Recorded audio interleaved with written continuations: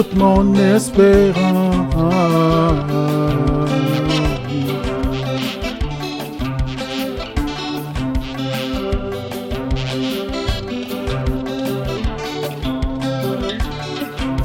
La clarté est une lampe qui éclaire. Par ta lumière, nous voyons la lumière. L'âme qui pleure n'irait qu'à toi, car tu relèves les pauvres par la foi. C'est par toi que toutes les choses s'accomplissent. De ton bonheur, mon cœur est rempli. Fais-moi fidèle, Jésus-Christ, mon idéal. Les vrais soutiens sur la terre des humains. Tu es ma richesse, oh, la source de mes grâces. Tu es ma richesse, oh, la source de mes grâces. Mon chant d'allégresse, Jésus, tu es ma tendresse. Tu fais des promesses qui se réalisent. Tu es ma sagesse, tu es toute mon espérance.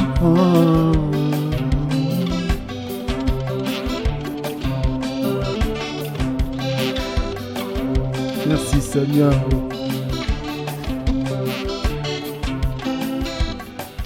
Alléluia. Merci Papa. Que toute la gloire et l'honneur te soient rendus notre Dieu. Amen. Alléluia. Merci Alléluia. Seigneur, c'est très beau. Amen. Merci mes bien-aimés. Merci. Gloire à Dieu. Alléluia. Prenons nos Bibles, chers enfants de Dieu. Prenons nos calepins. Voilà. Comme vous le savez bien, nous sommes en train de partager sur notre thème principal qui est intitulé « D'où viens-tu? Où es-tu? Et où vas-tu » Alors de ce thème, nous avions tiré un sous-thème que nous sommes en train d'aborder il y a déjà quelques semaines sur l'enlèvement. Je crois que nous avons expliqué beaucoup de choses par rapport à cette thématique. Donc aujourd'hui, nous allons encore rajouter quelque chose pour compléter de ce que nous avions déjà parlé. Alors, on avait épinglé quelques grandes lignes que nous sommes en train de partager. Donc, je vais faire la récapitulation rapidement pour que vous compreniez là où nous sommes attelés. Donc, la première grande ligne était celle de savoir, j'aimerais récupérer là où j'avais noté. Donc, la première grande ligne était celle de savoir qu'est-ce que l'enlèvement de l'Église selon les Écritures. On avait déjà partagé sur ça. La deuxième grande ligne était l'enlèvement de l'Église aura lieu à quel moment précisément selon la Bible. Ça aussi, nous avions déjà expliqué. Et la troisième grande ligne est celle-ci. Comment peut-on comprendre que l'enlèvement de l'Église est tout proche? Nous avions aussi déjà expliqué. Et la quatrième grande ligne, nous sommes attelés ici, est celle de savoir pourquoi doit-on être enlevé? Pourquoi doit-on être enlevé? Alors, ces quatrième grande ligne, il y a 3 tirées que nous avions épinglées. La première tirée est celle-ci. Pourquoi doit-on être enlevé? 2 points. Nous épargner, c'est-à-dire pour nous épargner des tourments de la terre. Donc, je ferai une petite récapitulation pour expliquer ça parce qu'on a déjà parlé de cela. Et les deuxième tirée, le deuxième tiré, c'est l'enlèvement de l'Église. Il sera aussi un moyen pour Dieu de nous récompenser pour tous les travaux que nous abattons pour lui. Ça, c'est le deuxième tiré. Je crois que si on aura le temps, nous allons directement toucher ici. Et le troisième tiré, c'est l'enlèvement de l'Église. C'est aussi pour que nous soyons consolés et trouver le repos. Ça, c'est le troisième tiré. Donc nous allons aborder sur ces 3 tirés. Par la grâce de Dieu, je crois que ça aussi, on les touchera cette semaine. Alors, les 5e ou la 5e grande ligne et la dernière, nous allons parler sur la célébration de nonces. On va expliquer ça selon les Écritures. Alors, nous sommes attelés sur les 4e et grande ligne. Je vais faire une petite récapitulation rapidement et puis je vais toucher directement les autres tirés que nous n'avons pas encore partagés. Alors, par rapport à ces 4e grandes lignes, nous avions dit que l'enlèvement, c'est pour pouvoir nous épargner des tourments qui va s'abattre sur la terre. L'enlèvement, c'est-à-dire Dieu va nous cacher dans les ciels pour pouvoir c'est-à-dire pour que nous ne puissions pas subir les mêmes châtiments que les païens. Alors, on avait expliqué ces tirés en soutenant cela par rapport à quelques passages des Écritures de la Bible que nous avions partagés ici. On avait partagé sur Genèse chapitre 6, verset 1 à 8, et puis Genèse chapitre 19, verset 1 à 29, et puis Luc chapitre 17, verset 26 à 30. Nous avions expliqué en long et à large, mes bien-aimés, par rapport à ces 3 passages de la Bible, par rapport à l'enlèvement, c'est-à-dire le Seigneur va nous cacher dans le ciel pour que nous ne puissions pas subir le même jugement que les païens. Et par rapport à ces passages, nous avions expliqué que nous avions vu tous ensemble ici comment est-ce que Dieu, avant de juger l'ancien monde, c'est-à-dire le monde de Noé ou la génération de Noé, comment est-ce que le Seigneur avait d'abord caché Noé et toute sa famille, c'est-à-dire Noé et toute sa famille représente, comme on avait expliqué ici, c'est l'image de l'Église. Vous voyez, l'image de l'Église qui sera enlevée, que Dieu va d'abord enlever sur la terre avant le jugement. C'est-à-dire Dieu a caché Noé dans l'arche. Donc l'arche, nous avions dit que l'arche est l'image, ça représente d'abord la personne du Seigneur Jésus-Christ. Et puis l'arche aussi, ça représente les ciels. Voilà, représente aussi les ciels. C'est un langage allégorique. Donc ne prenez pas ça littéralement. Voilà, dans le sens littéraire. Donc l'arche, c'est l'image du ciel. Parce que c'est là où nous allons être cachés pendant que Dieu va juger la terre. Alors, aujourd'hui, l'arche, nous disons que c'est la personne du Seigneur Jésus-Christ. Si vous ne voulez pas subir le jugement de Dieu qui va s'abattre sur ce monde, donc vous devez vous cacher déjà dans l'arche. L'arche, aujourd'hui, c'est Jésus. Parce que c'est en Christ que vous pouvez être caché, que vous pouvez être épargné du jugement de Dieu qui va être déversé sur la terre. Donc on a vu ici que Dieu avait caché Noé et toute sa famille et ces derniers n'avaient pas subi le jugement de Dieu qui était déversé dans l'ancien monde. Pourquoi Dieu avait jugé les habitants de ce temps-là? On avait vu tous ensemble ici, c'était à cause de la méchanceté qui était dans le monde. Donc le péché était là, l'iniquité, les gens s'en foutaient complètement de Dieu. Les gens ne respectaient pas Dieu, les gens n'obéissaient pas à Dieu, les gens faisaient tout ce qui leur semblait bon, faisaient tout ce qui est mal. La Bible dit que les pensées des gens étaient toujours portées vers l'iniquité, étaient toujours portées vers le mal. Et Dieu envoya cela, Dieu était affligé à son cœur, Dieu était contrarié dans son cœur, ainsi Dieu avait pris une décision de pouvoir finir avec l'ancien monde, avec les habitants de ce temps-là. Et nous connaissons la suite, comment est-ce que Dieu avait jugé les gens de cette époque-là. C'était à cause de péché. Alors nous avions aussi vu, dans les temps de Lot, Dieu aussi a fait pareil. Avant de juger la ville de Sodome et Gomorrhe, Dieu a d'abord récupéré Lot et toute sa famille. Dieu va les cacher dans la montagne. On avait expliqué aussi que la montagne, c'est l'image du ciel.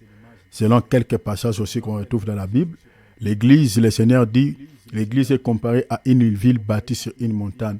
Dans le livre d'Apocalypse chapitre 21, on représente la nouvelle Jérusalem, on voit la nouvelle plutôt Jérusalem sur la montagne. Or la montagne à laquelle la nouvelle de Jérusalem s'est retrouvée, c'était le ciel. Parce que Jean voyait cette vision, donc c'était le ciel. Parce qu'on dit la nouvelle Jérusalem descendait d'en haut. Mais le haut là, on représente cela comme étant une montagne. Donc on comprend que le ciel aussi, c'est l'image aussi d'une montagne. Alors, voilà un peu donc ce que la Bible nous présente. Il n'y a aucun souci, bien-aimé Junior. Tu peux suivre même en différé, il n'y a aucun souci. Voilà, donc c'est ça, au fait, ce que la Bible nous présente. Alors, on a vu ici que Lot, Dieu l'a caché avant de juger la génération de ces derniers. Dieu l'a caché dans la montagne. Et nous avions expliqué que c'est la même chose que le Seigneur fera à son retour. C'est-à-dire, avant que Dieu ne juge ce monde, Dieu puisse juger les actions, toutes les actions que nous voyons dans ce monde, le Seigneur va d'abord cacher les saints, cacher l'Église dans le ciel, ainsi Dieu va déverser sa colère sur les habitants de ce monde. Mais dans ces 2 générations précédentes, on a vu que malgré l'iniquité était là, malgré le péché était là, malgré la multitude de péchés qui se trouvaient dans ces 2 générations, Dieu n'avait pas déversé sa colère directement. Il a vu, il a entendu le bruit des péchés, il a vu les péchés qui se trouvaient dans ces 2 générations. La Bible nous montre que Dieu avait accordé un temps, avait accordé une faveur à ces 2 générations de pouvoir se renoncer, se repentir de leurs mauvaises actions. Même dans l'état de Noé, la Bible a dit pendant que Noé construisait l'arche. Donc tout ce temps-là, la Bible nous montre dans le livre de Pierre que Dieu avait accordé encore une grâce, une faveur à ses habitants de pouvoir se repentir. Et Noé était le prédicateur de la justice de ce temps-là qui prêchait à ces gens-là de pouvoir se repentir, d'abandonner cette mauvaise voie et de suivre, de marcher dans la vie de sainteté, dans la vie d'obéissance vis-à-vis de leur créateur. Mais les habitants, la Bible, le texte dit, les gens étaient incrédules à fond. Ils n'écoutaient pas Noé, ils ne voulaient rien savoir à ce qui concernait la parole du Seigneur. Ils ne voulaient pas écouter, les gens étaient incrédules, hautains. Or, si nous lisons dans Luc chapitre 17, versets 26 à 30, le Seigneur Jésus-Christ est en train de réitérer, est en train de dire que ce qui arriva dans la génération de Noé arrivera pareillement à l'avènement du Fils de l'homme. C'est ça ce que nous sommes en train de voir. Les gens sont incrédules dans notre génération. Les choses de Dieu, les gens ne s'intéressent pas trop. Regardez les péchés. Mais bien aimé, tel que nous sommes là, si tu veux pécher, tu n'as pas besoin de sortir même chez toi. Tu n'as pas besoin de quitter ta maison. Là où tu es dans la maison, déjà avec ton tête, déjà, tu peux entrer en contact avec tout ce qui est impur, avec tout ce qui est péché. Il y a des gens qui sont possédés par des démons, ce n'est pas parce qu'ils sont allés chercher les féticheurs. Non, c'est dans leur maison, devant leur laptop, devant leurs ordinateurs, devant leur téléphone. Les gens sont possédés par des démons. Sont possédés. Donc, cette génération, c'est une génération donc perverse, une génération qui lève les pointes contre le Seigneur, qui ne veulent pas de Dieu, qui refusent catégoriquement le Seigneur. On les voit même si tu regardes le comportement de nos autorités, de ceux qui nous dirigent.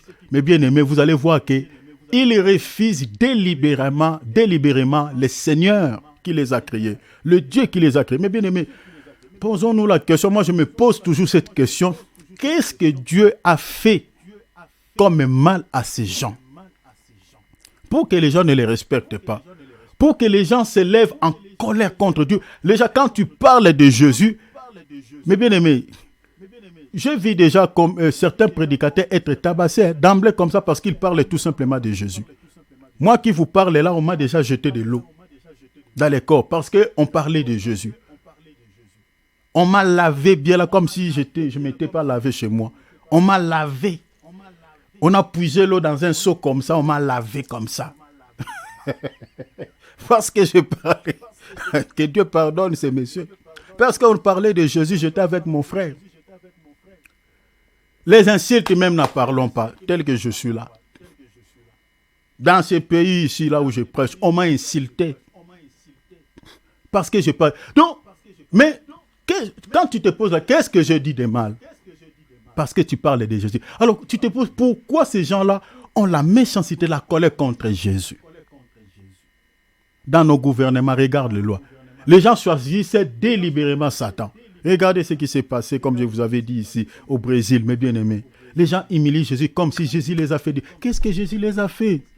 Il les a fait quoi? Quoi? Les gens choisissent Satan comme ça. Les gens élèvent Satan. Mais Satan ne fait rien de bien. Satan fait... Chez lui, il n'y a rien de bon. Donc le diable ne fait pas le mal, mais lui-même, il est un mal. Combien de gens dans ce monde qui ont servi Satan? Et le merci que le diable les a donné, c'est de pouvoir arracher leur vie de manière vite, c'est-à-dire littéralement. C'est le merci que le diable donne à tous ceux qui le servent. Il finit par tuer, il finit par frapper parce que ce qui est décrit dans son cahier de charges, ces trois objectifs, c'est voler, égorger et puis voilà, détruire. C'est le Seigneur qui le dit. Mais les gens aiment celui-là. C'est lui qui donne la vie éternelle gratuitement. C'est lui qui nous aime tellement. Qui ne nous fait pas du mal. Les gens les détestent. Les lois qui sont votées dans nos pays. Les gens choisissent de servir Satan en tuant leurs propres frères. Regardez toutes ces guerres que nous avons aujourd'hui dans le monde. Ce n'est pas, quand on parle de terrorisme, des attentats, cette histoire des djihadistes, les États-Unis avec... Mais bien aimé, ça, ce sont des informations qu'on entend dans les oreilles. Mais si vous montez, vous regardez sur le plan spirituel, vous allez voir que derrière tout ça, toutes ces choses-là, c'est l'ennemi. Les gens servent le diable comme ça, en versant le sang, en créant des famines, en créant des soucis, en créant des pestes. C'est ça ce que les gens veulent avec Satan, faire le mal. Alors quand Dieu regarde tout ça, que les gens tournent le dos à Dieu, ils choisissent l'ennemi, et Dieu, il y a une colère qui monte dans son cœur, et Dieu ne peut que faire quoi? Juger toutes ces actions et les gens qui les commettent. Et c'est ça ce que Dieu avait fait dans la génération de Noé. Les gens couraient derrière les esprits. Si vous lisez même la partie du chapitre 6, verset 1 de la Genèse, vous allez voir que les gens se sont cohabités avec des esprits. Ils ont fait des enfants. C'est ça ce qui se passe dans notre monde. Tout ce que nous croisons sur les chemins où nous regardons sur la télé, il y a des gens qui sont moitié hommes ou moitié démons. Ce sont des réalités qu'on retrouve dans ce monde. Parce que dans les temps de Noé, il y a eu des cohabitations entre les gens en chair et en os et les esprits. Ils ont donné naissance à des créatures compliquées. Dans notre génération, ce sont les mêmes choses qui se sont retournées, que nous sommes en train de retrouver aussi parmi nous, au milieu de nous. Dans les temps de Lot, on retrouve les gens qui ne prenaient plaisir, c'est-à-dire Dieu a créé l'homme et la femme, c'est-à-dire il a créé ces deux sexes opposés pour que les gens puissent produire et se multiplier sur la terre et puis prendre un peu de plaisir. Les gens abandonnent tout ça, les gens veulent se prendre des plaisirs, les personnes de même sexe. L'homosexualité qu'on retrouve aujourd'hui, cela commence depuis le temps de Noé, le temps de Lot. Les gens voulaient se cohabiter, faire les rapports avec les anges. Ce sont les mêmes choses que nous voyons dans notre temps. Alors, ce sont ces genres de péchés qui avaient déversé la colère de Dieu sur ces deux villes, Sodome et Gomorrhe. Les mêmes choses que nous retrouvons dans notre temps. Mais Dieu, avant de juger, malgré les péchés, malgré la méchanceté des hommes, Dieu, comme un Père compatissant, miséricorde, il n'a pas jugé directement. Il a accordé encore un temps à ces gens. Lot avait même ses gendres, les fiancés de ses filles. Les anges ont dit parler à ses gendres, parce que c'était les habitants de ces villes ces villes qui étaient déjà sous le coup du jugement, qui vivaient dans les péchés. Mais ces gendres-là avaient reçu une grâce auprès du Seigneur de pouvoir quitter Sodome avant que la colère de Dieu ne soit déversée. Mais ils ont refusé. La Bible a dit ils ont pris ça comme de la plaisanterie. Eh bien, qu'est-ce que les anges ont dit? Ils disent, bon, comme ils ne veulent pas, les anges n'ont pas insisté. Ils ont récupéré Lot et sa famille, les ont fait sortir de Sodome et Gomorrhe. Ainsi, Dieu avait jugé. Et ces gens-là étaient morts. C'est pareil avec notre génération. Nous sommes en train de prêcher. Nous sommes en train de dire que le monde auquel nous vivons est déjà sous le coup du jugement de Dieu. Nous qui sommes là, qui sont là, nous sommes en train d'écouter, nous sommes en train d'entendre ce que le Seigneur est en train de nous adresser. Nous devons remettre nos vies en ordre. Je sais que personne ne peut vaincre le péché par ses propres efforts. Mais il faut manifester quand même cette volonté de pouvoir sortir, c'est-à-dire abandonner cette faiblesse que vous avez.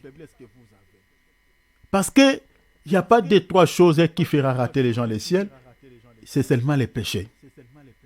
Quand quelqu'un vit dans les péchés, Dieu déteste les péchés, alors la porte du ciel est fermée sur votre tête. Il faut seulement demander à Dieu cette grâce, Seigneur. Aidez-moi à abandonner cette faiblesse. Aidez-moi, Seigneur, s'il te plaît. Quand tu manifestes cette volonté, le Seigneur t'aidera. Le Seigneur viendra à ton aide, à ton secours, de pouvoir t'aider à marcher dans la crainte de son nom.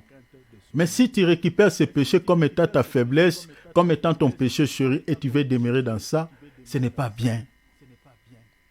Ce n'est pas bien. Tu peux risquer ton salut. Ne vis pas comme les païens. Nous qui ont reçu cette grâce, mes bien-aimés, nous devons marcher dans la crainte de nom du Seigneur. Marcher dans la crainte de nom du Seigneur, c'est très important parce que les signes qui annoncent le retour du Seigneur sont visibles.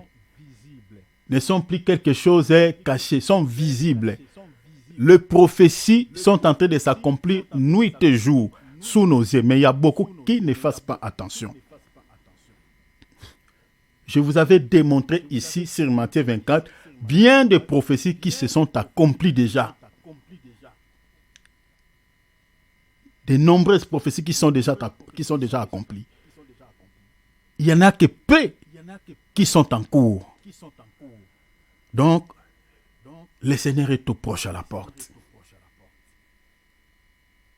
Parce que le but que nous avons accepté Jésus-Christ dans nos vies comme Seigneur et Sauveur, le but que nous avons abandonné tout ce qu'on aimait dans le monde, nous avons tout quitté, nous avons tout laissé dans le monde pour suivre le Seigneur.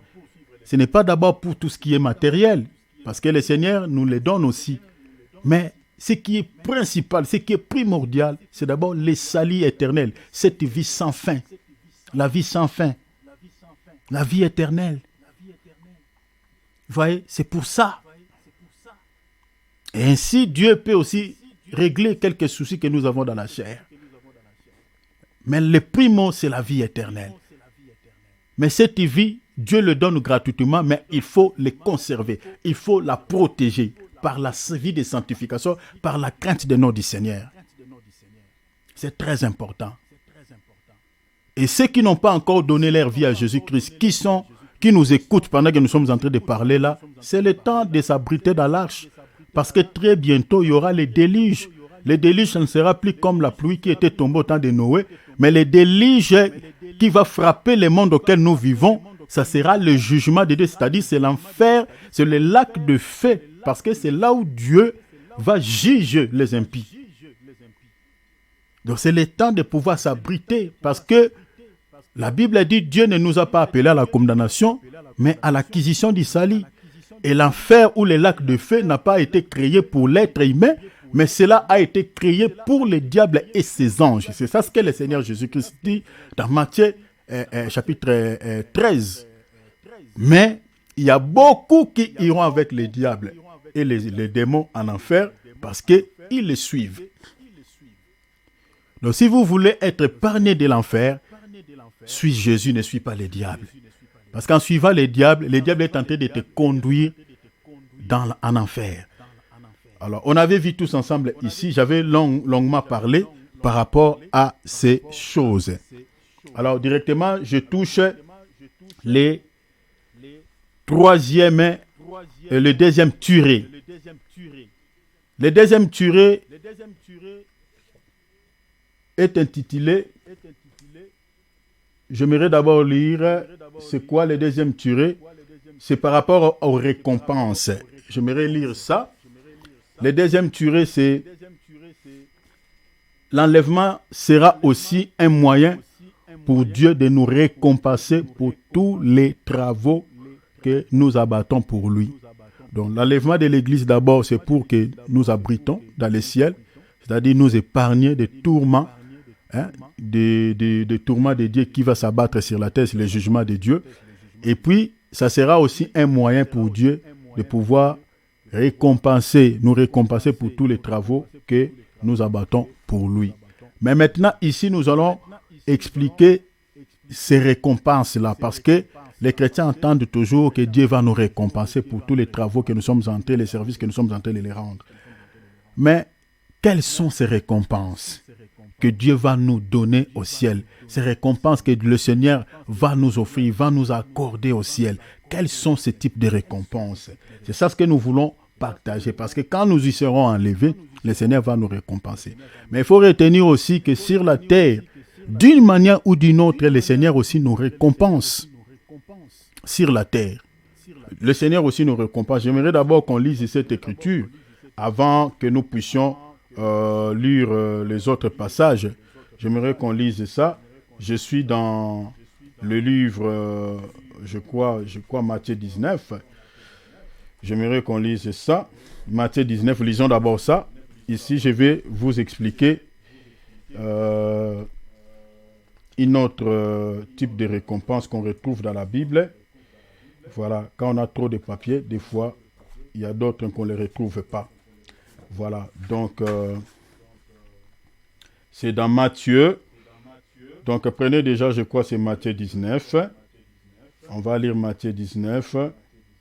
Voilà, merci Seigneur. C'est Matthieu 19, verset 27,29. La Bible dit ceci. Alors, Pierre, je suis dans la traduction Sassi. Vous pouvez lire avec la traduction, vos traductions, c'est la même chose. Mais ici, c'est bien expliqué.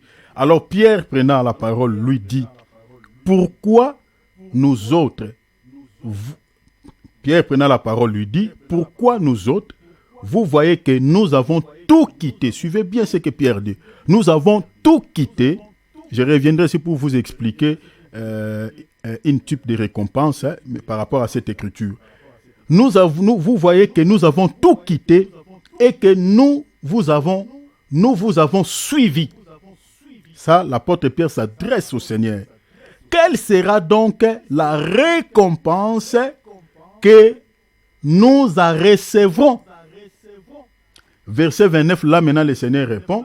Il dit, quiconque aura quitté pour mon nom, pour mon nom, le Seigneur souligne pour mon nom, sa maison, ses frères, ses sœurs, son père ou sa mère ou sa femme ou ses enfants ou ses frères, en recevra les centuples, soulignez les centuples, et aura pour héritage la vie éternelle. Ici, il y a deux types de récompenses. Le Seigneur promet les centuples et promet aussi l'héritage qui n'est rien d'autre que la vie éternelle. Ces deux types de récompenses, il y a une qui est terrestre et l'autre qui est céleste, c'est-à-dire qui est spirituelle. Les centuples ici, c'est ça ce qui est terrestre. Dans d'autres, je crois dans d'autres traductions où dans d'autres évangiles, on dit, c'est-à-dire, le Seigneur est en train de dire, je crois c'est Luc ou Jean qui explique les centuples, dit, dans ces siècles ici, donc on parle de ces siècles, c'est-à-dire tu auras les centuples, et puis dans les siècles à venir, la vie éternelle. Donc là, on a bien expliqué, sauf que je n'ai pas lu ça.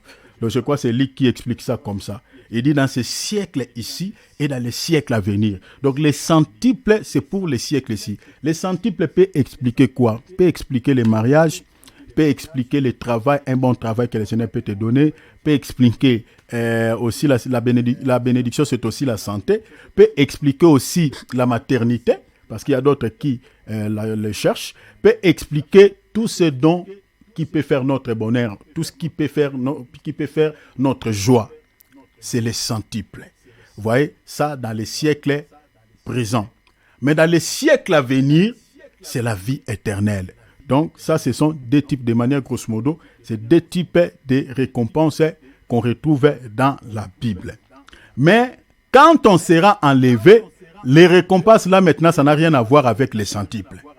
Donc, je crois que là, je suis clair, cher enfant de Dieu. Donc, quand on sera enlevé, les récompenses que le Seigneur va nous accorder, ce n'est plus les centuples. Là-bas, d'abord, on aura la vie éternelle, mais il y a encore d'autres récompenses que le Seigneur va nous accorder le jour de l'enlèvement. C'est ça ce que nous sommes maintenant en train d'étudier. Regardez, mes bien-aimés, avant cela, j'aimerais qu'on lise d'abord Apocalypse, chapitre 11, verset 18. La Bible dit ceci. Je suis dans le livre d'Apocalypse, chapitre 18. Nous allons lire chapitre 11, verset 18. Le texte dit ceci. Les nations se sont irritées et ta colère est renie et le temps est venu de juger les morts. Retenez ici, on dit le temps est venu de juger les morts. La Bible dit quoi? De récompenser tes serviteurs les prophètes soulignés, tes serviteurs les prophètes, et le texte dit aussi les saints et ceux qui craignent ton nom. La Bible dit les petits, vous voyez, les petits et les grands, virgule, et de détruire plutôt ceux qui détruisent la terre. Vous voyez cela, cher enfant de Dieu. Ici, selon ce texte, l'Écriture dit ceci, que la colère de Dieu va être déversée sur ceux qui détruisent la terre. Mais cela ne s'arrête pas là. Le texte dit aussi que le temps est venu de juger les morts. Le jugement ici, ce n'est pas juger les morts, parce que les morts dont on parle ici, ce sont les enfants de Dieu. C'est ça ce qu'il faut retenir dans ce passage. Mais le jugement dont on parle ici, ce jugement est lié aux récompenses. Donc vous pouvez, pour ne pas trop lire, vous pouvez associer ces passages d'Apocalypse 11, 18 avec 2 Timothée chapitre 4, verset 8, aussi avec 2 Corinthiens chapitre 5, verset 10. Là, on nous parle du tribunal de Christ. C'est-à-dire, nous allons tous comparaître au tribunal de Christ. Or, le tribunal, là, ce n'est pas pour que nous soyons jugés pour qu'on aille en enfer, mais le tribunal, là, sera pour les récompenses. C'est ça ce qui est présenté ici comme étant, c'est-à-dire, nous allons passer tous au jugement. Mais le jugement dont on parle ici, que Dieu va juger les morts, c'est-à-dire les morts en Christ, ça ne sera pas le jugement pour que nous soyons condamnés, mais c'est le jugement c'est-à-dire pour que nous soyons récompensés. Alors, la Bible dit de récompenser tes serviteurs. Regardez ici, il y a quand même des catégories. Il y a un pourquoi je suis allé là-bas. Il y a les catégories. On dit, le Seigneur va récompenser, les serviteurs, les prophètes. Suivez-moi, s'il vous plaît, chers enfants de Dieu. Suivez-moi très bien, pardon, je vous en supplie. Suivez-moi très bien, nous sommes dans l'enseignement. Parce que ce que nous sommes en train de dire ici, notre salut, notre vie éternelle est lié à ces choses. Est lié à ça, chers enfants de Dieu. Si vous ne comprenez pas ça, c'est trop compliqué, mes bien-aimés, pour que vous grandissiez dans la foi, pour que vous compreniez les mystères du royaume. Ici, le texte dit, le Seigneur va récompenser d'abord, les serviteurs, c'est-à-dire ses serviteurs, les prophètes. 2, les saints. Les serviteurs, les prophètes ici, remplacer les serviteurs, les prophètes ici, c'est-à-dire tous les prophètes du Tanakh. tous les prophètes que vous connaissez dans l'Ancien Testament. Donc, ils seront récompensés. Les saints ici représentent, c'est-à-dire l'Église. Vous comprenez? C'est-à-dire tous les chrétiens de l'Église. On dit ceux qui craignent aussi le nom de Dieu. Vous comprenez? Ceux qui craignent le nom de Dieu ici, c'est aussi les enfants de Dieu. Vous comprenez? C'est aussi les enfants de Dieu. Maintenant, il y a des classes, on dit les petits et grands. Parce qu'il faut comprendre ici que tous nous n'allons pas recevoir c'est-à-dire on n'aura pas au ciel la même position. Vous voyez? Parce que les récompenses aussi, c'est par rapport aux positions que nous allons, le Seigneur va, c'est-à-dire c'est par rapport aux positions que nous allons tous avoir au ciel. Vous voyez? Il y a d'autres, ceux qui ont servi n'auront pas les récompenses. Prenons par exemple, je donne un exemple simple. Prenons par exemple, comme moi je prêche là. Les services que je suis en train de faire pour le Seigneur, la récompense que le Seigneur va me donner, ce n'est pas la même récompense que le Seigneur va donner à l'apôtre Paul. Vous comprenez? On va tous se retrouver au ciel, mais Paul vit, moi-même je sais, je sais que Paul recevra une récompense un peu gigantesque par rapport à ma récompense. Parce que la manière dont ce serviteur il a servi Dieu, moi je n'ai même pas fait même 10%. Hein. Vous voyez? Donc c'est pour dire que nous tous, nous n'allons pas avoir la même position au ciel. Vous voyez? C'est pour cela l'Écriture dit les petits et grands. Hein, c'est pour vous expliquer ces deux mots. Donc les petits et grands, c'est-à-dire il y a d'autres qui sont grands devant Dieu. Prenons par exemple Jean-Baptiste. Le Seigneur dit, parmi tous ceux qui sont nés de femmes, il n'y a pas de plus grand que Jean-Baptiste. Vous voyez? Donc le Seigneur connaît ceux qui sont grands, connaît ceux qui sont petits. Alors, donc tous nous n'allons pas recevoir le même type de récompense au ciel. Il y a d'autres qui vont recevoir les récompenses à un certain niveau. Il y a d'autres, c'est-à-dire qui sont moins. Je vais prendre par exemple les couronnes. D'autres vont recevoir des couronnes d'argent, d'autres vont recevoir des couronnes d'or. Vous voyez? D'autres vont recevoir peut-être, je suppose, ce n'est pas écrit dans la Bible, peut-être les médailles. C'est aussi des récompenses. Alors, il y aura plusieurs types de récompenses dans la Bible. Mais le Seigneur va accorder ces récompenses aux chrétiens, à ses enfants, aux chrétiens. Mais regardez, pour pouvoir recevoir cette récompense, il faut travailler. Suivez-moi ici très bien. Là où je suis en train d'aller ici, c'est très capital et c'est très important. Vous ne pouvez pas obtenir une récompense entre les mains du Seigneur si vous n'avez rien fait pour lui. Je vais d'abord lire une écriture. Lisons Hébreux chapitre 6, verset 10. Lisez avec vos traductions. Moi, je suis dans la traduction Observal 1877. La Bible dit, « Car Dieu n'est pas injuste pour oublier vos bonnes œuvres et le travail de la charité que vous avez fait paraître pour son nom, ayant assisté les saints et les assistants encore. » Je reviendrai encore pour expliquer quelque chose par rapport à cette écriture.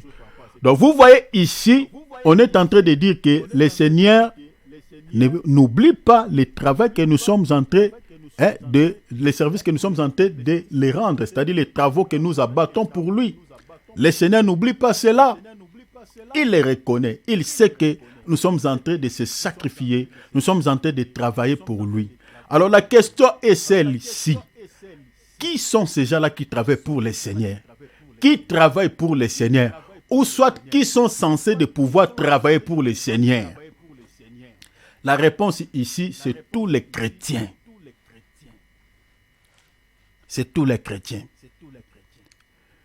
Parce qu'il y a un langage que j'entends souvent, il y a certains qui disent que « Ah, moi, je suis chrétien simple.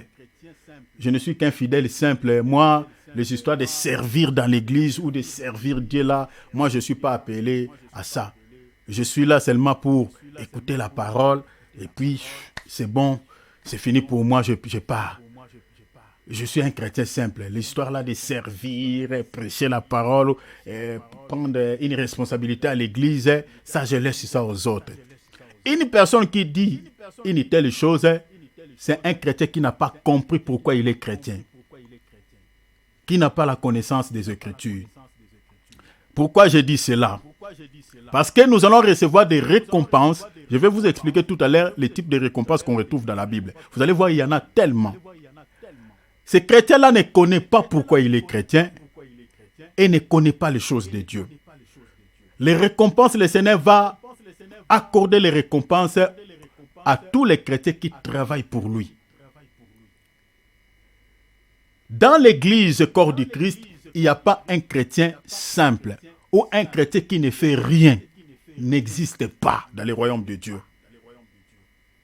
Un chrétien qui ne fait rien dans le corps de Christ n'existe pas. Nous sommes tous censés de servir le Seigneur.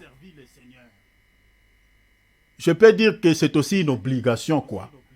Le Seigneur nous oblige à les servir. Malgré l'obligation que le Seigneur est tenté de nous imposer, il va aussi nous récompenser par rapport à ça. Tout à l'heure, on a lu, Pierre dit, nous avons tout quitté, nous t'avons suivi. Qu'est-ce que nous allons recevoir comme récompense en retour?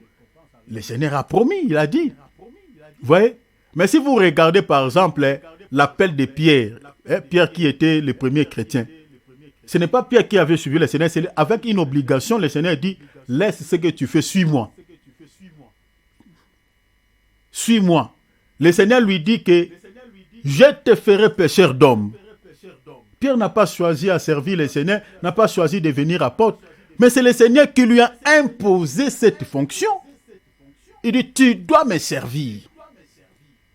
Tel que nous sommes là, nous sommes tous appelés à servir. Il n'y a pas un chrétien net, un chrétien qui ne fait rien dans le corps de Christ. Il n'existe pas. Pourquoi? Regardez, si vous lisez 1 Corinthiens chapitre 12, à partir du verset 12 jusqu'au verset 27, l'Église est comparée comme étant un corps. C'est l'apôtre Paul qui dit. Je lis même le verset 27, la Bible dit, vous êtes les corps de Christ. Si vous lisez à partir du verset 12, l'apôtre Paul prend l'exemple de manière littéraire de la chair, corps physique. Et dans le verset 27, il explique maintenant cette expression, il explique ça, il dit, vous êtes les corps de Christ et vous êtes ses membres, chacun pour sa part. Vous voyez? Donc, il explique l'Église comme étant un corps. Donc, nous sommes tous les membres dans un corps. Tous les membres dans un corps. Si vous regardez les corps tels que nous sommes là, qui peut me dire qu'il y a une partie dans le corps qui ne fait rien? Qui peut me dire ça? Ça n'existe pas. J'aimerais d'abord qu'on lise ça. Lisons 1 Corinthiens chapitre 12. Lisons les versets. Regardez, je lis le verset 12. Car comme le corps est un et a plusieurs membres, et comme tous les membres du corps, malgré leur nombre, ne forment qu'un seul corps. Ainsi en est-il de Christ. Et dans le verset 27, c'est ça ce qu'il a dit. Ici, si vous lisez jusqu'au verset 27, il explique bien l'Église comme étant les membres, comme étant le corps. C'est-à-dire, nous sommes tous les membres. Il y a d'autres qui sont les doigts, d'autres qui sont les ongles, d'autres qui sont la main, d'autres qui sont l'œil, d'autres qui sont la langue, d'autres qui sont des parties internes qu'on ne voit même pas. Or, si vous regardez dans les corps, tout ce que Dieu a placé dans les corps fait toujours un travail quelconque. Là, nous sommes tous d'accord. Fait toujours un travail. Qui peut dire que l'ongle ne fait rien? Quand vous allez sentir une démangeaison quelque part, vous allez gratter avec les ongles. Si vous n'avez pas les ongles, vous aurez du mal à gratter. Donc, tout ce que Dieu a placé dans les corps fait un travail. Alors, l'Église est comparée comme étant les membres, les parties du corps. Donc, si vous êtes membre dans le corps de Christ, vous devez avoir une fonction. Vous comprenez? Donc, vous devez avoir une tâche à remplir dans le corps de Christ, à faire, donc un service. Parce que la Bible dit dans le livre d'Apocalypse, tout à l'heure on a lu, le Seigneur va récompenser tous tous ces enfants, c'est-à-dire commençant par les prophètes du Tanakh, les saints, ceux qui craignent son nom, la Bible dit, tous les chrétiens, les petits et grands, Dieu va récompenser tout le monde. Maintenant, si toi, tu fais partie des membres du corps de Christ et que tu ne fais rien, quelle est la récompense que toi, tu recevras? Quelle récompense? Parce que même la vie éternelle, le Seigneur l'a dit tout à l'heure, on a lu dans Matthieu 19, c'est une récompense. Cette récompense, je crois que je lirai une écriture tout à l'heure, vous allez voir ça. C'est une récompense, la vie éternelle. Bien que le salut est donné gratuit, mais c'est une récompense. Mais cette récompense, on ne donne pas à n'importe qui. Parce que des fois, la vie éternelle aussi, des fois, je mets en majorité, je dis, on l'explique des fois très mal. La vie éternelle n'est pas accordée à n'importe qui. La vie éternelle est accordée à ceux qui ont quitté. Vous voyez, ceux qui ont quitté le monde, comme l'apôtre Pierre dit, nous avons tout quitté pour te suivre. Quelle récompense? Le Seigneur a dit, la récompense c'est la vie éternelle. Vous voyez? Maintenant, celui qui n'a pas quitté, vous comprenez? N'aura pas cette récompense. Donc, si vous faites partie des membres du corps de Christ, vous devez avoir un travail à faire pour le Seigneur. Pour votre récompense. La récompense là peut être la vie éternelle, peut être aussi les autres récompenses qu'on retrouve dans les Écritures. Mais quand quelqu'un dit par exemple que moi je ne suis qu'un fidèle simple, je ne suis qu'un chrétien simple, moi les histoires de servir le Seigneur là, de prendre des responsabilités, non. Moi je viens seulement, j'écoute la parole et puis je pars. Ah, tu seras surpris ce jour-là. Hein? Tu seras surpris. Tu seras surpris vraiment franchement. Parce que si la vie éternelle est une récompense, je ne sais pas quelle récompense que le Seigneur va te donner. Je ne sais pas. Parmi toutes les récompenses qu'on va lire tout à l'heure. Parce que le Seigneur va accorder la récompense à tous les chrétiens. Remarquez que vous êtes là tous, on est en train de récompenser tout le monde. Et toi, tu fais partie de ce groupe. Mais on récompense tout le monde. Toi, tu n'es pas récompensé. Je ne sais pas, tu vas te sentir comment. Donc, on va te mettre à l'écart. Alors, le texte nous montre que nous allons recevoir des récompenses de la part du Seigneur. Selon les Écritures, comme on a lu tout à l'heure. Nous allons être récompensés. Vous allez peut-être poser la question, mais je ne sais pas quel travail maintenant je dois faire dans l'église. Chanter? Je ne sais pas chanter. Il y a d'autres qui disent, moi je n'ai pas la voix. Bon, quel est ce travail que je dois faire pour le Seigneur? Quelle fonction que je peux, quelle responsabilité que je peux prendre? Quel travail que je peux faire pour que le Seigneur me récompense ce jour-là? Pour que je reçoive ma récompense ce jour-là? Qu'est-ce que je peux faire pour le Seigneur? Peut-être c'est une question qui tourne dans votre tête. Tu peux dire peut-être, je suis âgé. Qu'est-ce que je peux faire pour le Seigneur? Je n'ai plus de force. Ça peut être aussi une question. Tu peux dire que je suis tellement jeune. J'entends que je puisse atteindre un certain âge pour mieux servir le Seigneur. Maintenant là, c'est un peu compliqué. Qu'est-ce que je peux faire pour le Seigneur? Ce sont des questions qui tournent peut-être dans votre tête. Mais laisse-moi dire, il y a plusieurs services que nous pouvons rendre au Seigneur. Il y en a plusieurs. Tu peux servir le Seigneur d'une manière ou d'une autre. Mais ici, je vais nous montrer comment on peut servir le Seigneur. Je vais nous montrer à tous les chrétiens. Ça, c'est un service qui est donné à tous les chrétiens. Mais il y en a tant d'autres au-delà de cela. Tout à l'heure, là, dans l'Épître aux Hébreux, dans chapitre 6, verset 10, je réitère, car Dieu n'est pas injuste pour oublier vos bonnes œuvres et le travail de la charité que, la Bible dit quoi? Vous avez fait paraître pour son nom. La Bible dit quoi? Ayant assisté. Vous voyez le mot assistance. Assister les saints et les assistants encore. Un peu plus haut, on dit quoi? Les bonnes œuvres. C'est ça l'assistance. C'est-à-dire, il y a d'autres qui servent le Seigneur dans ces domaines. Il y a d'autres qui pensent que assister les saints dans leur détresse, ce n'est pas un travail. Mais bien aimé, l'Écriture dit que c'est tout un travail. Peut-être toi, tu ne sais pas comment est-ce que... Mais peut-être Dieu te bénit avec quelques moyens financiers ou quelques moyens matériels. Mais tu peux servir Dieu avec ça. Vous comprenez? Tu peux servir Dieu avec avec ta finance. Tu peux servir Dieu avec tout ce que tu as comme matériel. Tu peux servir Dieu avec. Ici, le texte parle de bonnes œuvres. C'est tout un travail. Quand vous assistez les saints dans leur détresse. Déjà, Jacques chapitre 1, je crois, verset 27, la Bible dit, la religion pure et sans tache devant notre Dieu, notre Dieu le Père, c'est assister, assister le veuve et les orphelins dans leurs afflictions.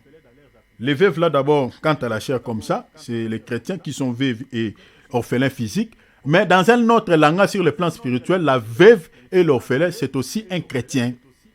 Par rapport à la mort du Seigneur, nous sommes veuves, nous sommes orphelins.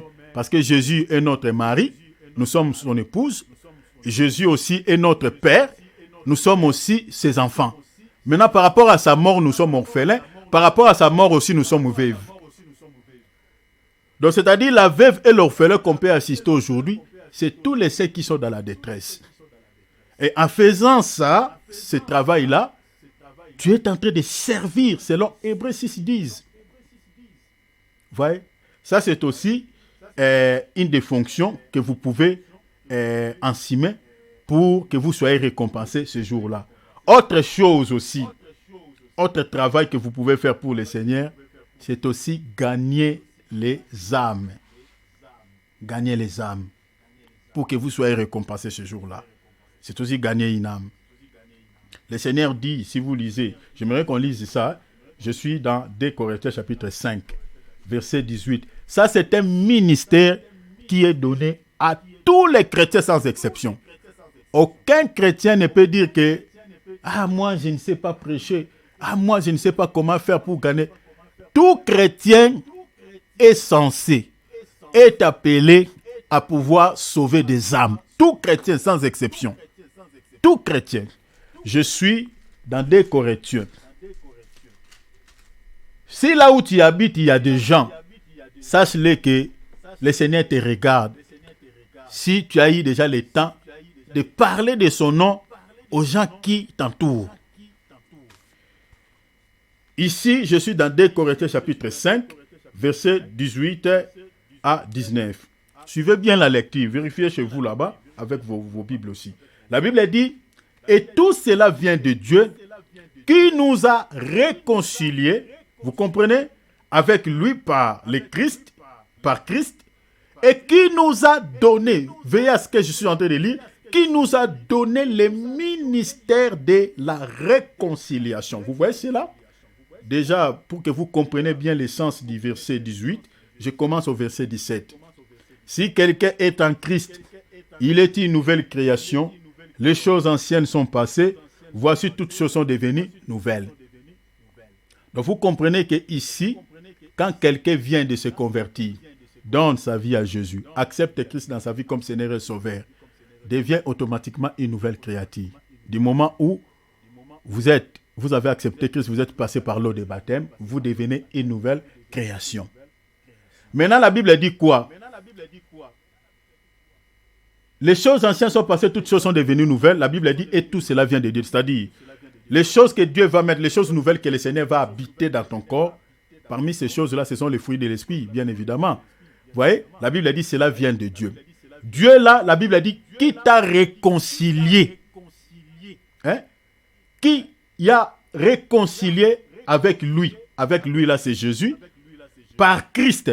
Par Christ. Et qui nous a donné le ministère. C'est-à-dire la personne qui vient de se convertir, qui vient de recevoir Jésus-Christ dans sa vie comme Seigneur et Sauveur.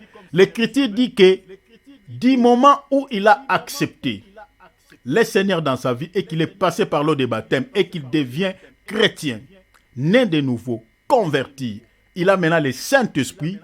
le Seigneur lui donne automatiquement le ministère de la réconciliation.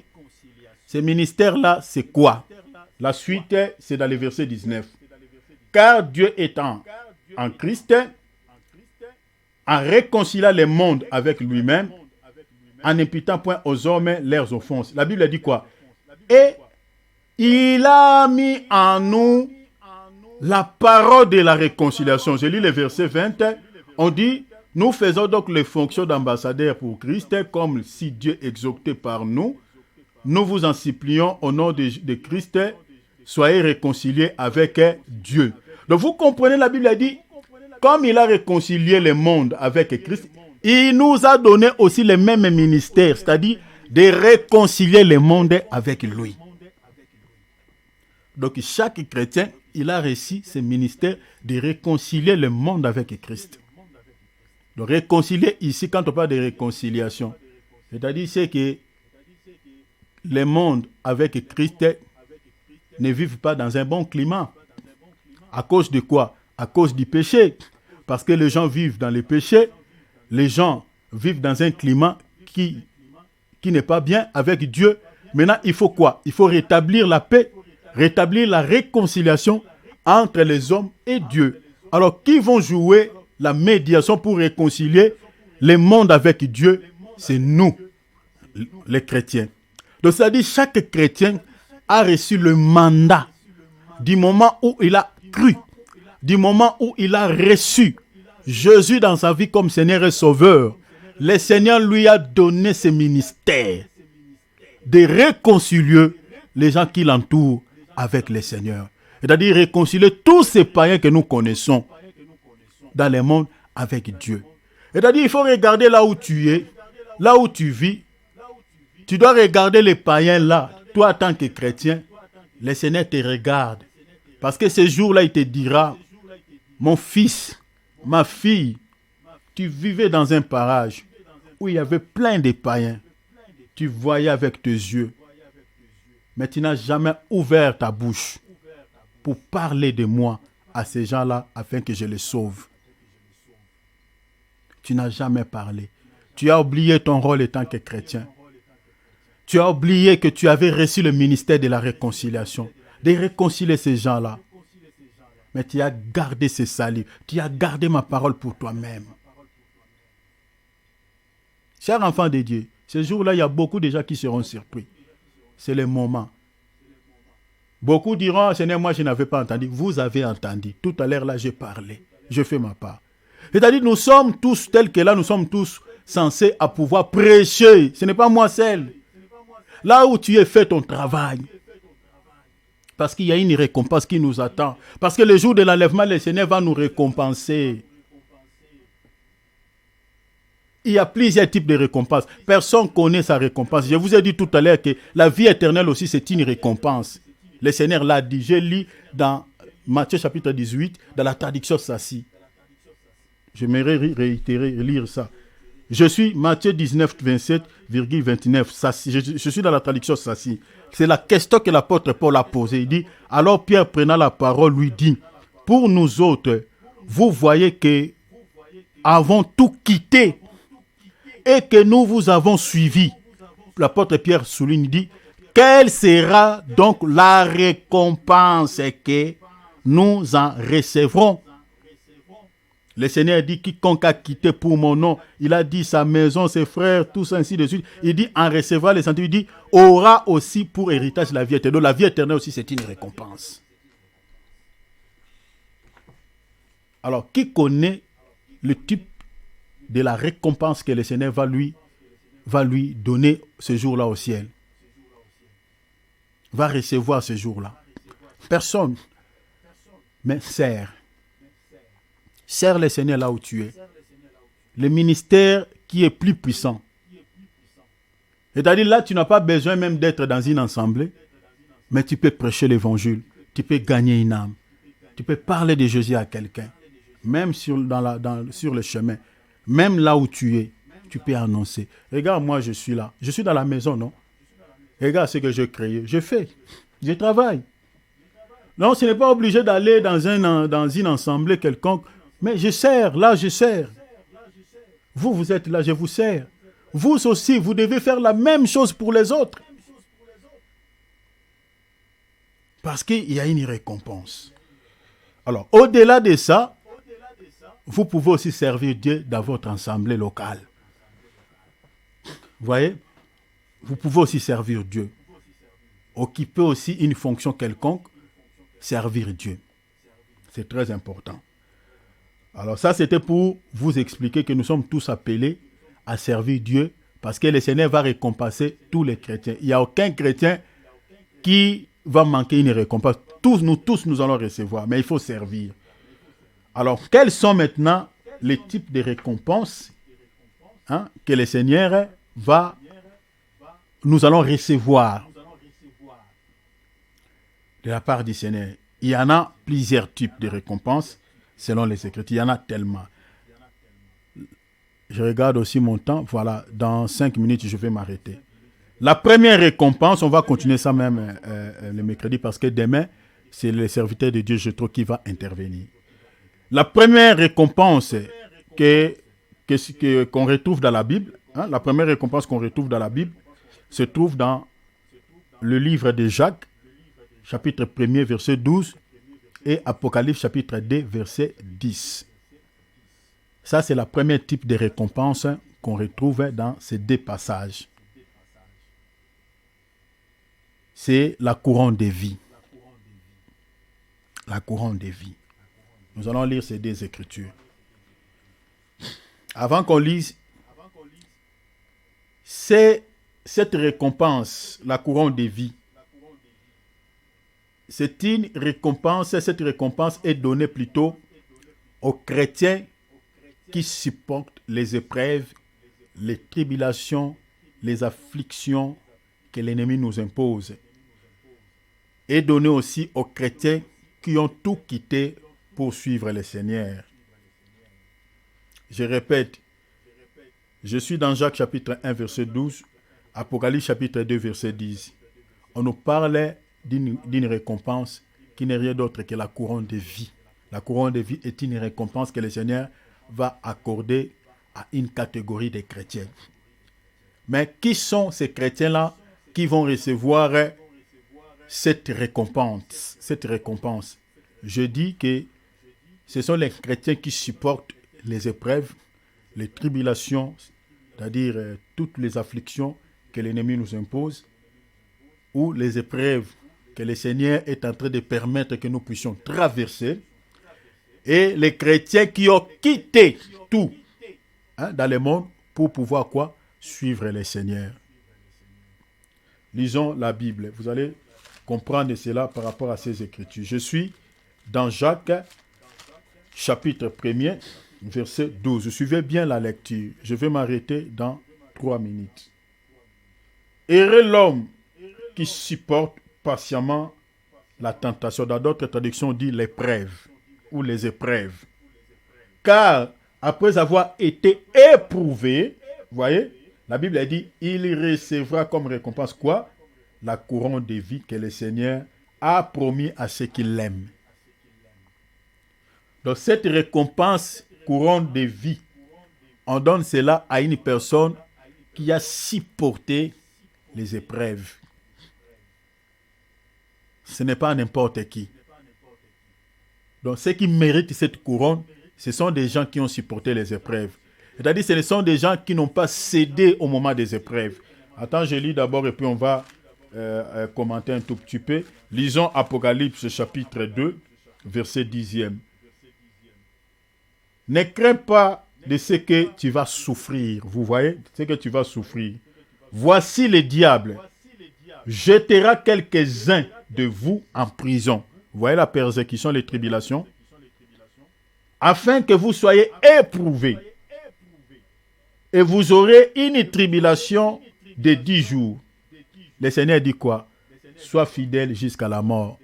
Parce que à cause des tribulations, il y a des chrétiens qui meurent. On connaît l'histoire. L'histoire des pères de l'Église qui sont martyrisés. Même jusqu'à présent, il y a des chrétiens qui sont persécutés, qui meurent. Mais le Seigneur dit, ne cède pas. Même si le diable va vous exécuter, même si le diable va vous tuer, accepté de mourir à cause de mon nom. Ne régnez pas la foi. C'est ça ce que le Seigneur dit, sois fidèle jusqu'à la mort. Il dit, et je te donnerai la couronne de vie. Vous voyez cela? Donc la couronne de vie est donnée aux chrétiens qui supportent les tribulations, aux chrétiens qui supportent les épreuves, qui n'essaient de passer. Pour cela, ici, avant de terminer, j'aimerais encourager un enfant de Dieu qui est en train de traverser les épreuves. Supporte, ne cède pas. Parce que l'épreuve que tu es en train de traverser, ça peut être une maladie quelconque. Ça peut être peut-être un souci quelconque. Peut-être tu n'as pas le travail. Peut-être tu n'as pas une vie stable. Peut-être tu as une situation quelconque qui te casse un peu la tête. Tu pries le Seigneur, tu jeûnes, mais il n'y a pas toujours changement. C'est le Seigneur qui a permis. Supporte. Tu sais, Job, notre né dans la foi, il est passé par des multitudes d'épreuves dans sa vie. Il a traversé des épreuves comme pas possible. Mais nous connaissons tous, mes bien-aimés, la suite de l'histoire de Job. Il n'avait pas cédé à l'ennemi. Sa femme lui a dit même que insulte Dieu, maudit Dieu pour que tu meurs. Mais Job n'avait pas cédé. Malgré ses amis, tout ce qu'il disait, Job, toi tu as fait ceci, Job, quelqu'un qui craint Dieu ne peut pas vivre de telles choses. Peut-être c'est ça ce qu'on dit aussi à ton sujet. Nous aussi on a entendu ce genre de choses. Comment quelqu'un qui prie Dieu, comment quelqu'un qui sert Dieu, sa vie peut être comme ça? C'est ça. Comment quelqu'un qui prie, comment toi qui pries Dieu, le Seigneur là est incapable de te guérir de cette maladie. Si vous lisez l'histoire de Job, ses amis disaient pareil. Job, si tu craignais Dieu, non. Le Seigneur ne pouvait pas permettre une telle situation. C'est que toi tu as péché. Mais Job dit, je n'ai pas péché. Cher enfant de Dieu, quand tu traverses les épreuves, les gens peuvent te taxer de tous les mots, peuvent dire tout ce qui leur semble bon. Mais le Seigneur dit, sois fidèle jusqu'à la mort. Si le Seigneur permettra que tu meurs dans cet état, garde la foi. Parce qu'il y a des plus précieux que le Seigneur a réservé pour toi. La couronne de vie. Et je crois, je reviendrai pour vous expliquer cette couronne de vie. S'agit-il de quoi? Je reviendrai. Et le Seigneur va accorder cela à ceux qui supportent les tribulations, à ceux qui sont persécutés par les diables, à ceux qui traversent les moments d'épreuve, des moments douloureux, et ceux qui ont quitté aussi, abandonné tout dans le monde pour pouvoir servir le Seigneur. Dieu, le Seigneur réserve une couronne pour eux. Mais bien aimés, nous allons être récompensés au ciel. Il y a de l'intérêt de servir le Seigneur. Il y a de l'intérêt de marcher dans la crainte de notre Seigneur. Il y a de l'intérêt. Parce que au ciel, le Seigneur réserve pas mal de choses pour nous. Beaucoup de choses. L'Écriture dit même, il essuiera nos larmes. On ne connaîtra plus ce qu'on appelle deuil. On ne connaîtra plus la maladie. On ne connaîtra plus tous ces soucis que nous avons ici sur la terre. Là-bas, on vivra comme les anges. Ça sera que la joie. Ça ne sera que des fêtes. Ça ne sera que, mes bien-aimés, une joie immense, la réjouissance. Il y a de l'intérêt de s'accrocher à Jésus. Que le Seigneur de gloire vous bénisse. Vous bénisse tous abondamment. Je m'arrête ici. Acclamons le Seigneur. Alléluia. Acclamons le Seigneur. Ouvrons nos micros. Alléluia. Que Dieu nous bénisse. Que Dieu nous bénisse tous ensemble. Voilà, nous allons prier. Nous allons dire merci à Jésus qui a permis que nous puissions prendre ces moments, Gloire à Dieu qui a pour ce permis que nous message. puissions partager cette parole. Demande à Dieu de pouvoir t'accorder la force. Demande à Dieu Amen. de pouvoir t'accorder ce désir de les servir, cet esprit de pouvoir les servir. Demande à Dieu. Prie le Seigneur qui te donne la force. Prions, alléluia. Alléluia. Seigneur, merci. Seigneur, Tu nous as je te parlé. remets. Nous avons Merci entendu pour ta ce voix. message, nous Oh avons notre parlé. Père, oh notre Seigneur, Dieu, Seigneur Jésus, merci de nous vraiment, avoir la édifiés ce volonté soir.